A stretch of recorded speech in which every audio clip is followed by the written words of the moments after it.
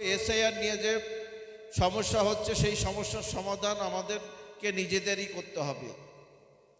এসআইআরে 2002 সালের পরে যারা ভোটার তাদের জন্য পরিষ্কার করে আমাদের রাজ্য বিজেপির পক্ষ থেকে একাধিক ভিডিও বার্তা আপনাদের দেওয়া হয়েছে, জেলার পক্ষ থেকে বার্তা দেওয়া হচ্ছে, আমরাও দিচ্ছি, কিন্তু আপনাদের মধ্যে সেই বিভ্রান্তি থেকে যাচ্ছে। এই বিভ্রান্তি থেকে 2002 সালে ভোটার লিস্টে নাম ছিল তাদের কোনো কিছু দেখানোর প্রয়োজন নেই।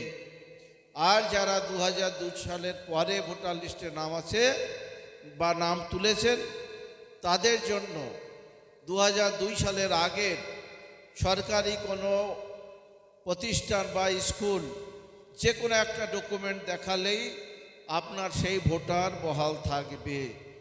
আপনার যদি সেটাও না থাকে, আপনার মা বাবারও যদি থাকে 2002 সালের আগে, তবেও তার সেই ভোট কেউ কাটতে পারবে না। তারপরেও যদি কারো না থাকে, আমাদের ভারতবর্ষের যশস্বী প্রধানমন্ত্রী নরেন্দ্র মোদীজি এবং অমিত শাহজি বাংলাদেশ থেকে আসা উদ্বাস্তু মানুষ এবং শরণার্থী মানুষদের জন্য সিএ অ্যাক্টের মাধ্যমে নাগরিকত্ব দেওয়ার যে কাজ করছে, আমরা সেই সিএতে অ্যাপ্লিকেশন করব।